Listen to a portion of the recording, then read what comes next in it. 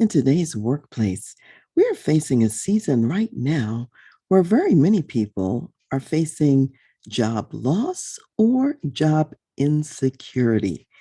And in some cases, businesses have closed because of the pandemic and some of the challenges involved in keeping the business open.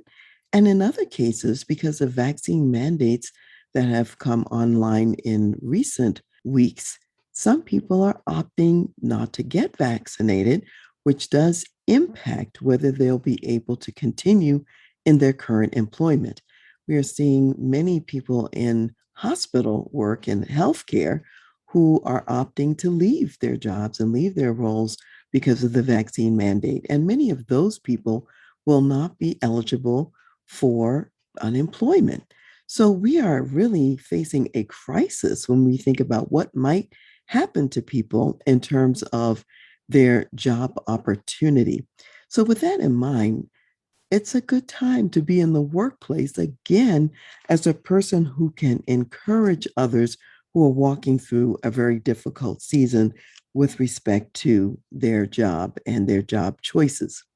Here's the thing to keep in mind: each person will make a decision based on their own individual circumstances and the circumstances of their family and what they think is best for them and what they think is best for their family. And of course, there are consequences to all of those decisions. So, in some cases, they may no longer be able to work in the current place where they are working. And what is important to remember and to share with people is that with every crisis that they face and every crisis that comes along, there will at the same time be an opportunity that they can leverage, an opportunity that they can create. In most cases, you won't necessarily see that opportunity right away. It can take some time before you get a chance to see it. Though it is true that as some doors close, other doors will open. So you want to be able to provide people with information and alternative perspectives from what they may be thinking, and to serve as a sounding board as they're going through what feels like an insecure time. And they may be wondering, how are we going to pay our mortgage? How are we going to get food? How are we going to do many things they may be wondering about? And I'll say this: sometimes it may seem that the circumstances are such that we've been forced to leave when we might have chosen not to leave at that particular time. And what I would say is that everything happens for a reason, and there's a grander narrative to each person's life. Many people have come back to a workplace, for example, after having been terminated and fired, and they'll say to that boss, "It was the best thing that ever happened to me." Or because a job may have closed down or something has shifted and they had to create a new way. And again, they come back and say, "I never would have stepped out like that. I never would have created what I created had it not been forced in some ways by the circumstances." So I'll just share something personal. I remember some years ago, I was working for an organization, and one day I was coming back from lunch and I was approaching the building. And as I was walking up the driveway and towards the front door of this workplace where I worked, I had the strong sensation that I wouldn't be working there very much longer. There was no reason for me to think that. And yet the thought came to my mind. And I thought, well, that's strange. It was one of those insights that you don't just shake out of your mind. I certainly didn't shake it out of my mind. I filed it away and said, there must be a reason why that came to me. And I just thought about it. At the moment, that's all I heard. There was nothing that said, pack your bags and leave today. So I didn't. And I continued working there as I had been all along. Not long after that, there was a person who was hired who was to be my boss or supervisor on this job. And it just so happened that this person was very unskilled in leadership, very unskilled in management, and didn't know how to talk to people at all. It was a really drastic situation. And I thought to myself, I don't have to take this. There's no reason for me to stay as a professional person and be treated with this level of disrespect. And so I made efforts to have conversations with this person about what would be more appropriate and what I would appreciate. And at the same time, they continued in their level of disrespect. Simultaneously, what was also going on is that my husband was on a military assignment that was off-site and in a different state from where I was living at the time. And my mother was also far away, about 1,800 miles away, and she was seriously ill with a long-term illness. In both cases, I needed to have the flexibility on my job to travel by plane to visit my husband about once a month, to travel by plane to visit my mother once a month to help relieve my brother, who had the day to day burden of taking care of her, and to give him relief once a month. And the job that I had was a 6 day a week job, wasn't very flexible, and it was difficult to plan ahead because my schedule could be changed at a moment's notice. And of course, when you're planning flights, and this was years ago when flights were even less flexible in terms of planning, that was a very difficult thing to do. So I realized that a number of circumstances had converged, which said, now is the time to go. And so I tendered my resignation from that organization, although I had not been planning to do anything of the sort. And I remembered back to that day when I was coming from lunch and I got that message, you won't be working here for very much longer. So just keep in mind that always there's an element of faith that is a part of these circumstances. And we can't always see that far down the road to find out what else is going to happen or why this might be in our best interest or to our benefit. And I'm thinking about Moses when, after killing the Egyptian, he left Egypt because he couldn't stay there any longer. His life was certainly in danger after killing the Egyptian. He didn't know exactly where he was going. He just knew he had to leave the home that he was raised in. He finds himself in the land of Midian, and as I call it, on the backside of the desert. And he was there for 40 years, which is a long time.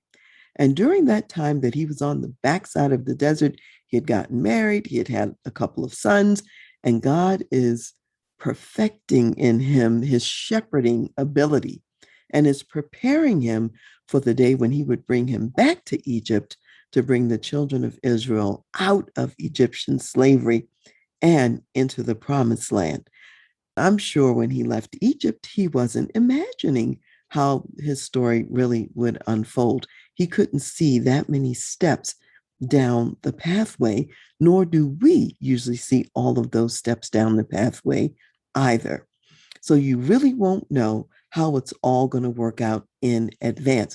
What does happen is that you do get confirmation along the way. So even that message, as I was coming back from lunch, was a piece of the message that I was supposed to get. And then later, after I had resigned, and my first week in the new business that I had set up at that time, fax machines were still a big deal. I had just installed the fax machine into my office. No one knew my number. I hadn't given it to anyone. I received a fax that was telling me about a job opportunity, and the way it all played out, I said, you know what? God, you even know where I am right now and in this season of my life. And even though in my mind, no one knows my fax number, the first day the fax machine is set up, I get a message. And it was just reassurance to me that I see you, I haven't forgotten you, the same as I've provided for you up till now. I will continue to do even as you move forward in your life. And you want to remember the same is also true for you as well. And you can share these kinds of lessons and insights with those in the workplace. And you can share with them some of your own stories of how God has brought you through many circumstances and scenarios and changes in the workplace that you weren't pursuing or even expecting at the time. In my personal case, in leaving that employer, another bonus that came out of it was that I ended up unexpectedly having an opportunity to provide some contracted services back to that employer as I was establishing my new direction in a forward way. That was not something that was known that would happen. It wasn't something that they had previously tended to do in the past.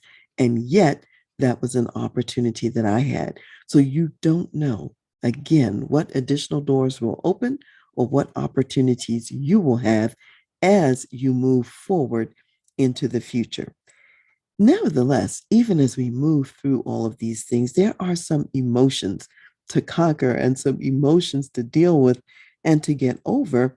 And some of those might be fear or anxiety. And here's what I want you to know about fear and anxiety. When you're in fear and when you're in anxiety, it actually constricts your mindset and constricts your creativity. So even if the open doors were all around you, you might not see them from a state of fear or a state of anxiety. So it's very important to remember the power of operating from a position of hope and a position of possibility, reminding yourself of the stories in your own life when you've gotten through some difficult circumstances. And if you're talking to someone in the workplace, getting them to reflect in their own lives when they've had to take some difficult steps and it all worked out in the end, although at the beginning it seemed daunting and as though it would not work out.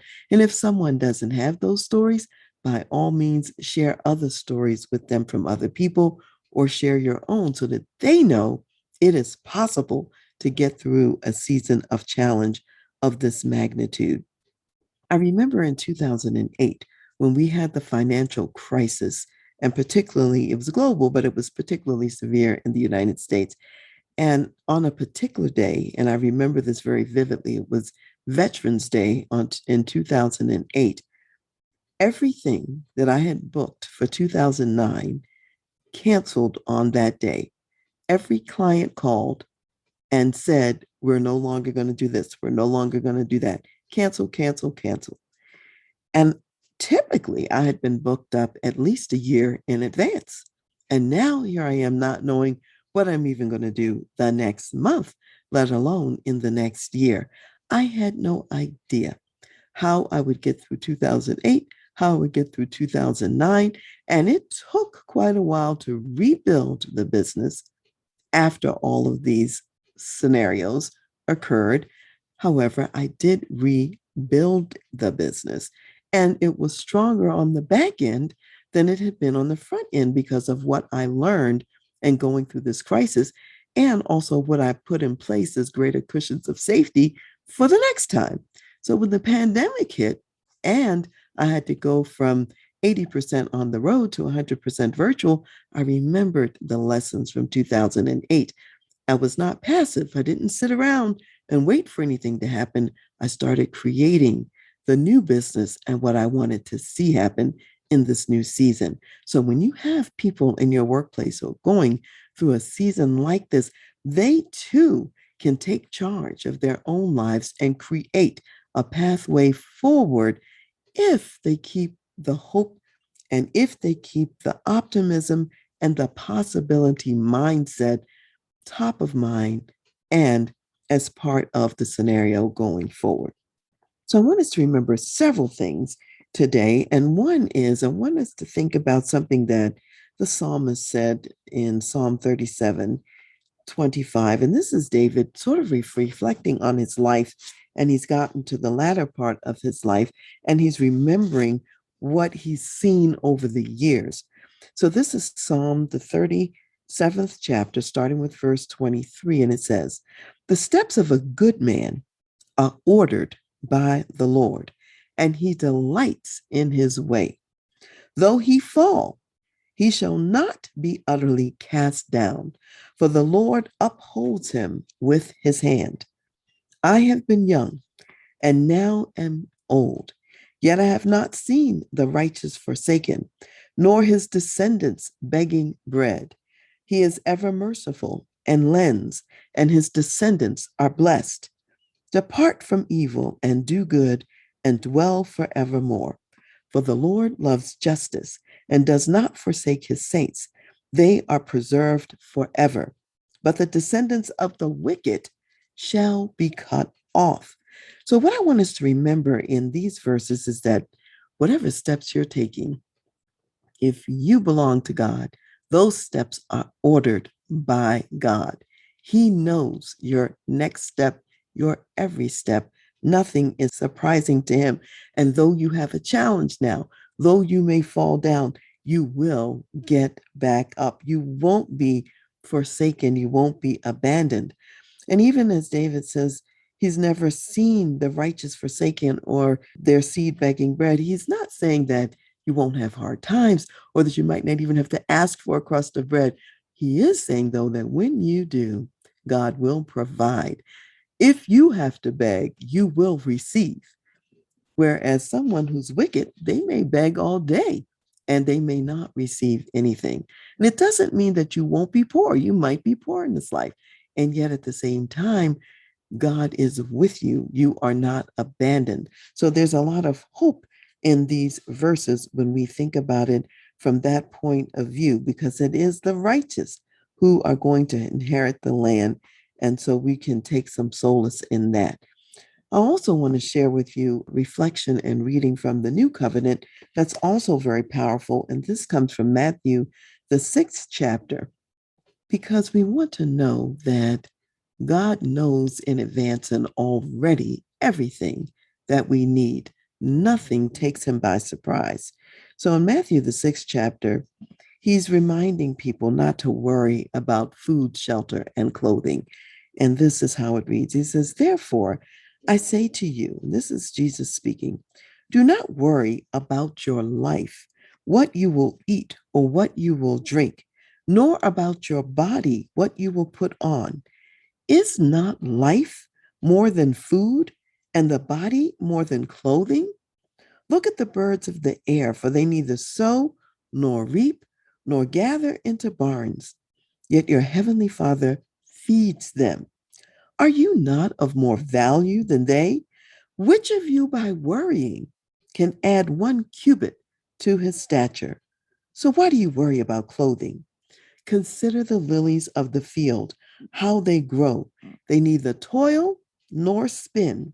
And yet I say to you that even Solomon in all his glory was not arrayed like one of these.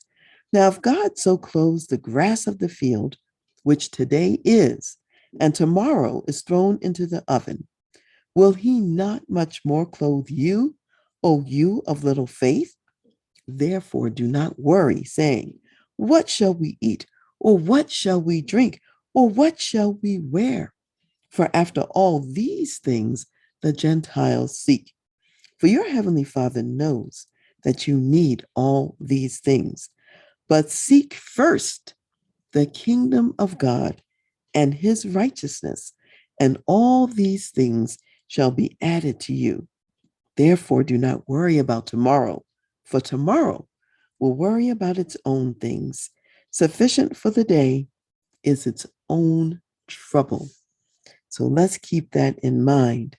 If we are focused on God and where he is leading us, and what's important is his agenda for our lives, he will do all the worrying about food, shelter, and clothing. And guess what? He's not worried about it because he stands ready and prepared to provide.